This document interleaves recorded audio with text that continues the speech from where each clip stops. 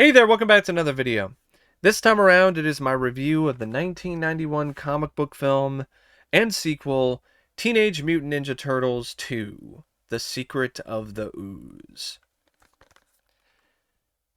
Turtles 2 is one of those sequels that is definitely a step down in quality from its predecessor.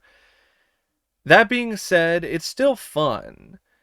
I'm not going to say it's as fun as the first either, but it's still fun to watch as a time waster.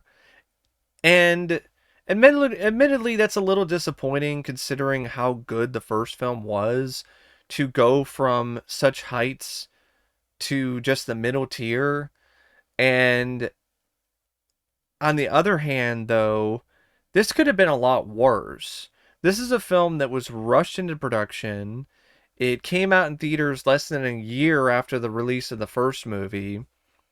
So it's honestly kind of a minor miracle that it turned out to be mediocre, because this easily could have just been a disaster. This could have been terrible.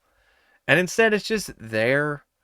And it's the last Turtles film, to me personally, that's even average as a whole, because the others just have all kinds of issues that just make them nowhere near as fun to watch as this, and also make it nowhere near as cohesive, despite the fact that this film still has some really jarring things in it that make it feel like it's not really in the right place all the time. It's directed by Michael Pressman, who was pressed into action to replace Steve Barron. Depending on who you talk to, Steve Barron was considered to be brought back. Apparently, I think Kevin Eastman and Peter Laird wanted him to return, but one thing led to another, or something happened, and he just wasn't ultimately brought back. And instead of bringing on board a young, hungry director, like maybe someone like Steve Wang, I think Steve Wang would have been awesome, because he really would have done a great job with the martial arts, and he also has a lot of experience doing suit work. So I think he would have been a great choice even at this time. And maybe it's because he just wasn't really well known enough, but maybe not someone like Steve Wang, anyone else other than Michael Pressman, who at this time was just a TV guy. In terms of the films that he directed, he's the guy who directed Dr. Detroit with Dan Aykroyd. And this wound up being the last film that he would direct that wound up getting a theatrical release. And you can see why. The directing here, it's not bad, but it's so. It's very middle of the pack, run of the mill. There's not a lot to really showcase when it comes to the direction here that is that impressive. It's serviceable, it's a job well done, but that's it. And there are times where the film looks like a souped up TV movie because of the fact that the direction is pretty one note, pretty standard, pretty stagnant. I mean, it does have some nice energy to it in the opening credits, or in some of the action sequences, or the dance number at the club. But there's a lot of other scenes that just kind of are there visually, just kind of eh. And it's a shame, because this film had a pretty big budget for the time and had $25 million to work with, which was almost double the amount of money that the first film had. And there are some moments where it kind of looks cheaper than the first film, which is really something that you have to lay down at the director's feet.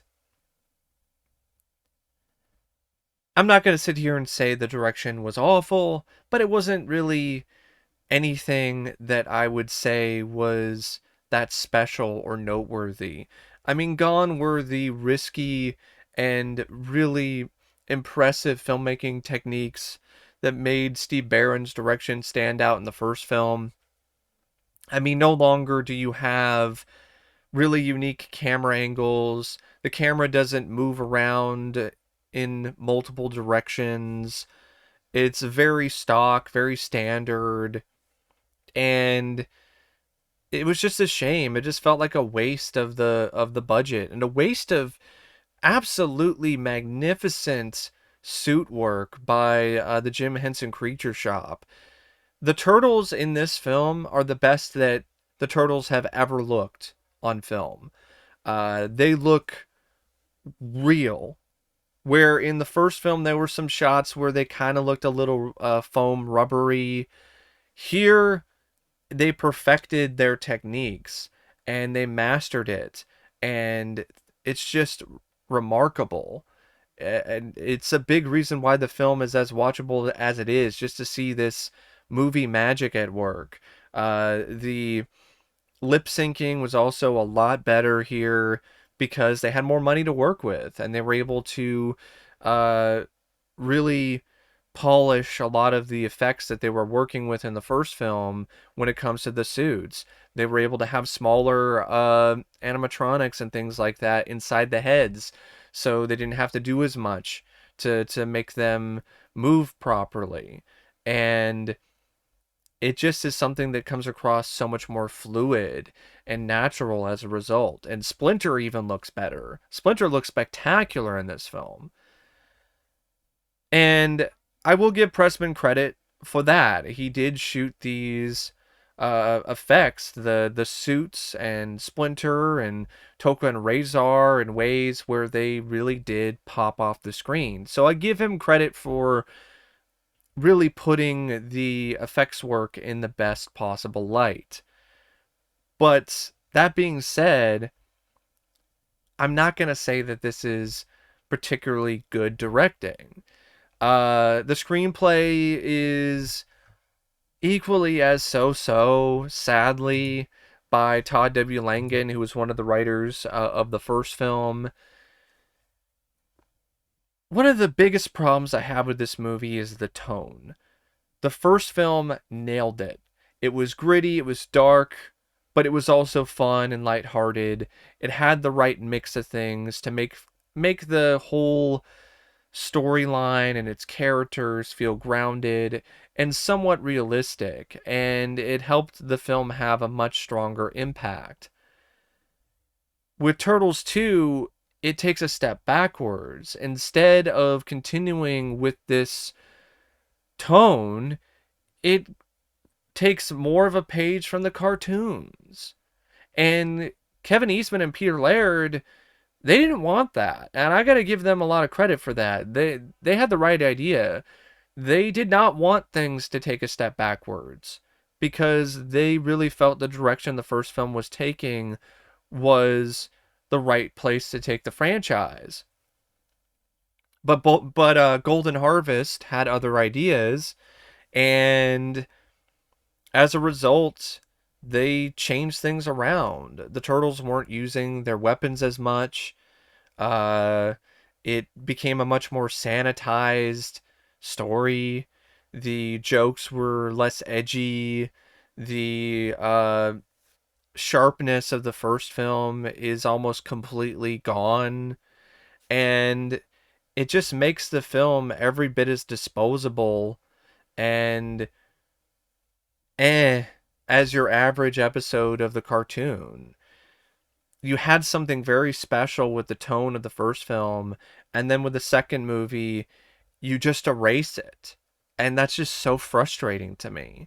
You have these great looking turtle suits, and you have them facing off with these monsters in Toka and Razor. You bring back Shredder, and it's just for what is essentially a repeat of the cartoon. And speaking of Shredder, I don't know why they brought him back. I heard they brought him back because, oh, they wanted to be closer to the cartoon. All right, okay. But Shredder was established as a much more menacing presence in the first film. To bring him back and have the same sounding voice dub and similar costume design, only for him to act like the cartoon Shredder, is just a waste of the cinematic take on Shredder. I mean, you bring him back and you have him say things like, "Oh, babies." It's just lame.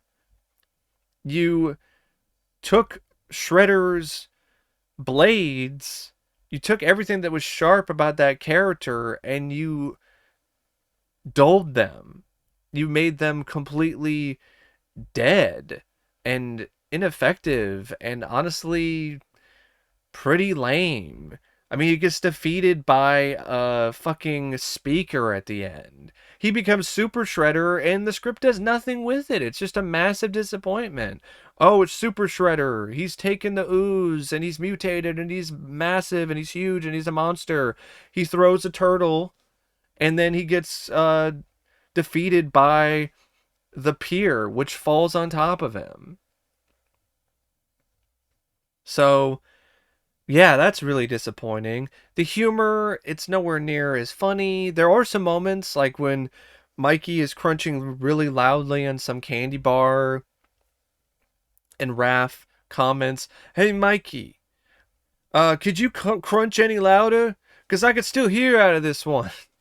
And then Mikey just crunches loudly in his other ear like a troll. That was funny. I still like that scene.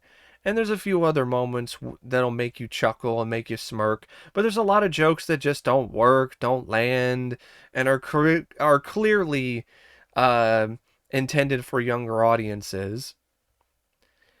And Token Razor, it's cool to see the designs by the Jim Henson Creature Shop, but they're just overgrown babies. So there's no intimidation factor with them. They have no real claws, no real bite. And you also have some other issues when it comes to you have Raph, and he once again goes out on his own and does something without the help of his brothers and gets captured or in trouble. And it's like, why haven't you learned your lesson by now, Raph? You almost died. You really almost died in the last film. And oh, nope, never learned my lesson. I'm just gonna keep doing that, keep being a renegade. And I get it's part of his character, but at this point, you would like to see a little bit more evolution there. I did like the addition of Kino. That was fun. I felt Kino was written in a way that made him feel like he was a welcome part of the team.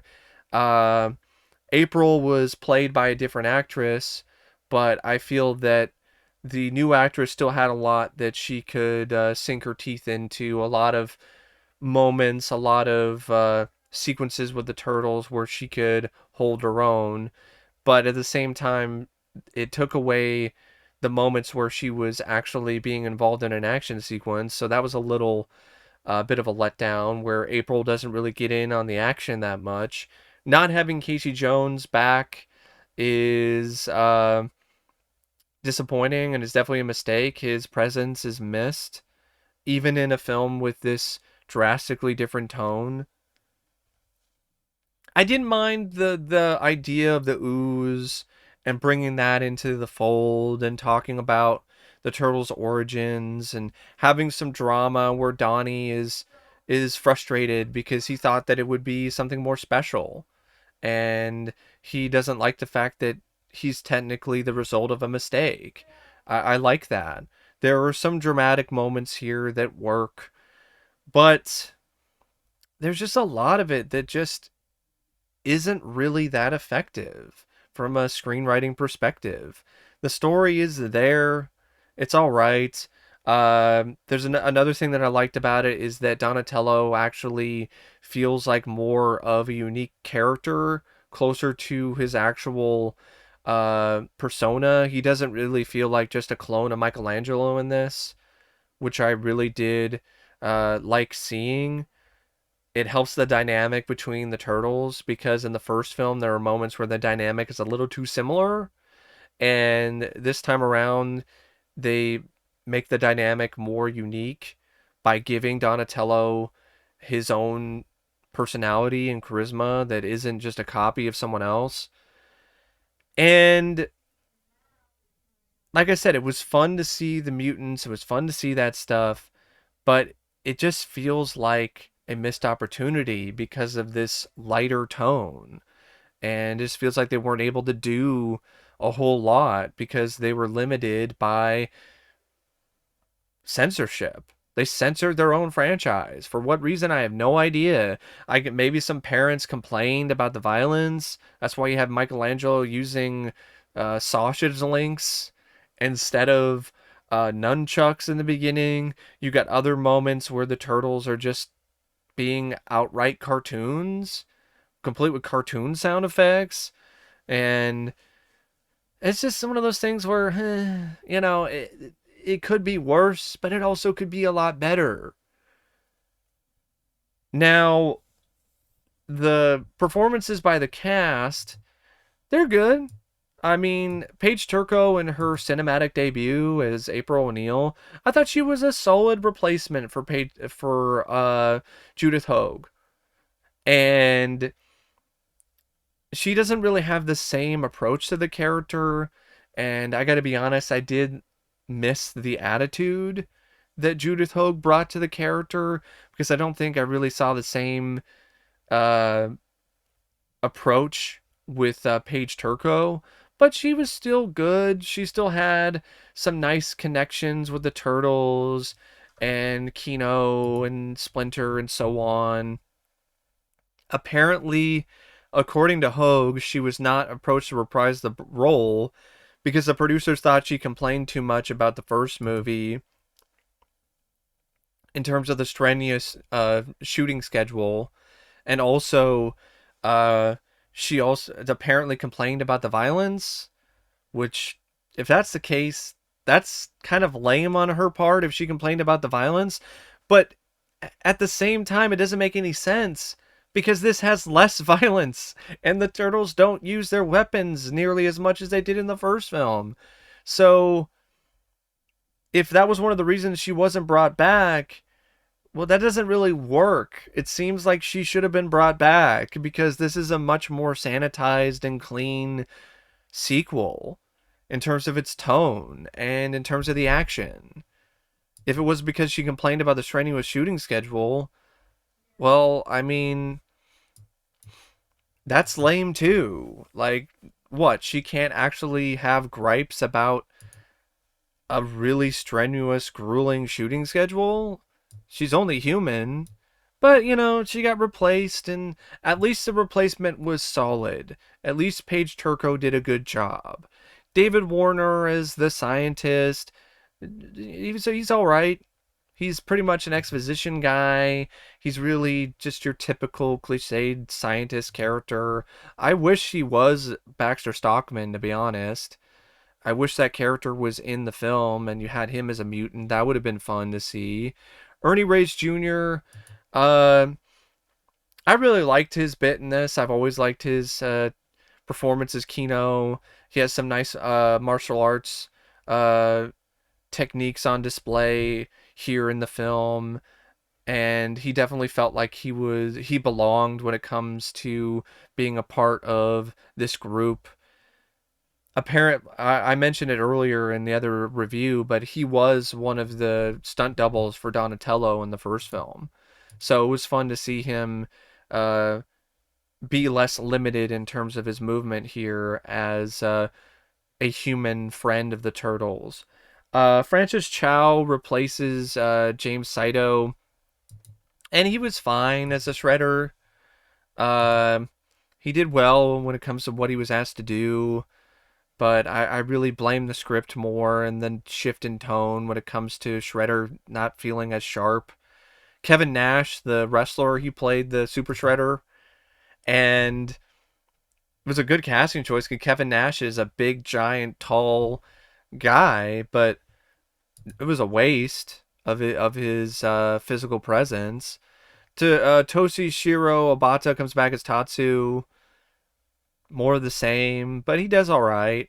Uh, you also have Brian Tochi, who returns as the voice of Leonardo. Robbie Rist as the voice of Michelangelo.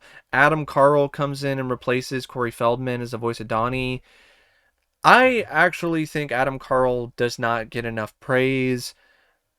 I loved his take on Donatello. In fact, I prefer his Donatello over Corey Feldman. It just feels more like Donnie.